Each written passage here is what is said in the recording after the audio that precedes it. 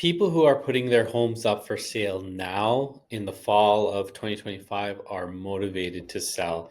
There are active buyers out there, and I want to show you what currently is on the market in College Park and my thoughts on pricing coming from a 20-year broker myself and having lived in Oakville since 1987. I know this market very well, and I want to show you my take on what's going on right now. So if you're an active buyer, right, maybe you're on the fence, you don't know, should I buy now? Should I buy in the fall? Should I wait to the spring? Well, let's look at some deals here, okay? So we're going to go in kind of a random order here, but let's look at this 1370 Royland Road, okay? 879 SCE. What that means is sole conditional escape clause. So what that means is the buyer put in an offer conditional upon the sale of their home. So they really locked this property up with the seller. So that's a condition that we see kind of, in more of a buyer's market. So that's what SCE means. Okay. If we take a look at this listing here, 89 McCraney Street West, 899 on for 104 days.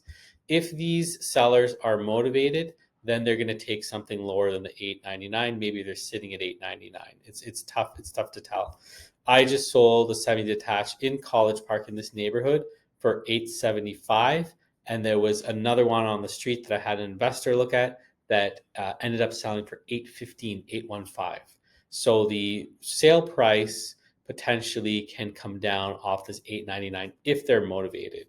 If we take a look at this house here at 1160 McCraney Street East, listed at 899, about a year and a half ago, it was a year and a half ago, I sold one of the neighbors' houses for $1,010,000. And you see this listed now for $899. So there's opportunity all over the place here. Now, my favorite one is this one here, and this is why it's my favorite one. So 1070 Queens Avenue listed for $849. They're not holding offers here, but here's the kicker. It is currently tenanted by Airbnb students. The depth of this lot is 237 feet. So in a normal market, this house is minimum 900,000, but they have it listed at 849 with Airbnb students, and they're having difficulty showing the home. So as a buyer, if you're in the Oakville market, if you have your pre-approval, if you're looking to be in Oakville long term, this is a market to buy in. I've seen so many markets, right? Whether they're up, whether they're down, does the market continue to go down? Nobody has a crystal ball, right? But when I look at these homes and what they're priced for, there are deals here for buyers, right? If you're new coming into Oakville, if you're looking to purchase in Oakville for the first time, you're not coming to Oakville and leaving. You're coming to Oakville with your family, and you're staying, right? Whether you have kids, whether you don't have kids, whatever the case is, you're staying for the long term.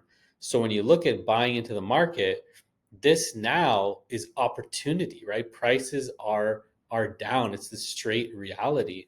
And and like again, these are citing real examples, right? This is on a 237 depth lot.